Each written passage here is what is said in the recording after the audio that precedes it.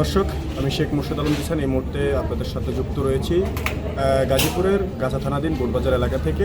আমি যদি আপনাদেরকে একটু জানানোর চেষ্টা করি, গাজীপুরে আজ জোড়ো হাওয়া হয়েছে, তার পাশাপাশি বৃষ্টি হয়েছে এবং কি ঝড়ের প্রচণ্ড পরিমাণ বাতাস সৃষ্টি হয়েছে। সেই বাতাসের কারণে আসলে গাজীপুরে বিভিন্ন স্থানে কিন্তু বাড়িঘর দুয়ারের ছাল এবং কি বিভিন্ন জায়গাতে দেওয়াল ভেঙে যাওয়ার মতো ঘটনা ঘটেছে। আমি যদি আপনাদেরকে একটু দেখাতে চাই যে আমি এখন এই মুহূর্তে যেখানে দাঁড়িয়ে রয়েছি, আমি কিন্তু একটি বাসার চালের উপরে কিন্তু দাঁড়িয়ে রয়েছি।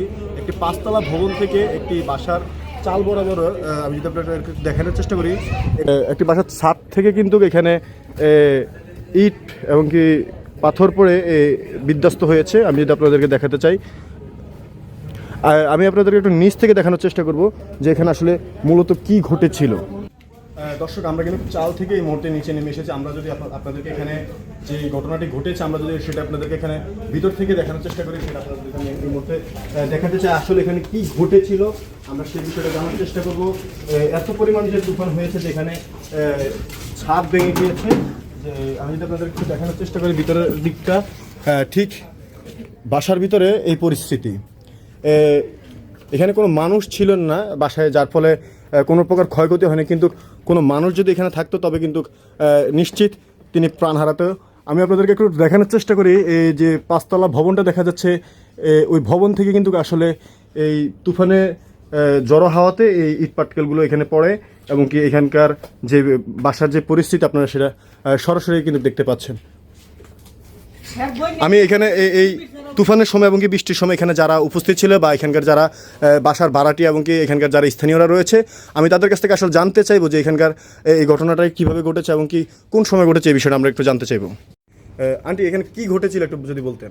এনুকা তুফানের সময় আগে এনু ইট পড়ছে, ইট পড়া দেখিয়া আমি মনে করছি যে নেবেন ছাদত ইট পড়ছে এতরা পরে পড়ার পরে আমি ঘরের দরজা লাগাই হেলছি। ঘরের দরজা লাগাই হেলে পরে ধুম ধুম করে শব্দ করছে। শব্দ করার পরে আমি পরে বৃষ্টি পরে বাইরেছি, বাইরে দিয়ে দরজা ফাঁকা কে পরে দেখা দিয়েছি দরজা আর খোলা পাই না।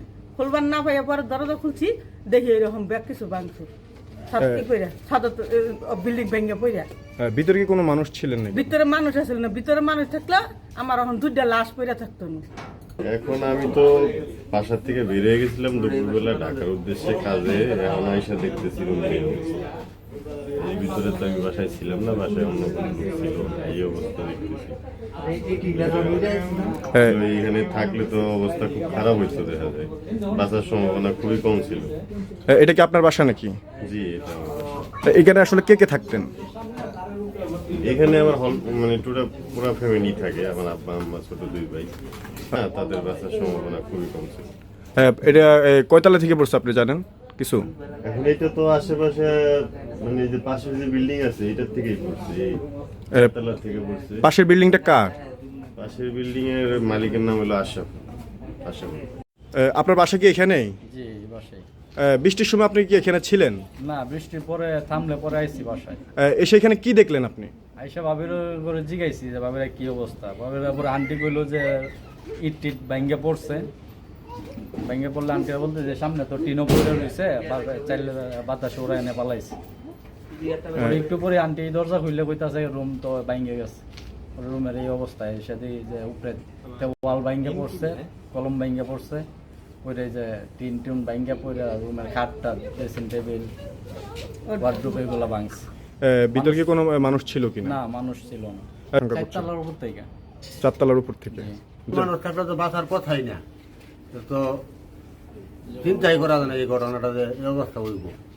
বৃষ্টি কি আর তুফান কি খুব বেশি হয়েছিল কিনা? তুফান তো মোটামুটি তুফান ভালোই হয়েছে, খারাপ হয় নাই, কিন্তু এরকম মর্মান্তিক ঘটনা সচরাচর হয় নাই।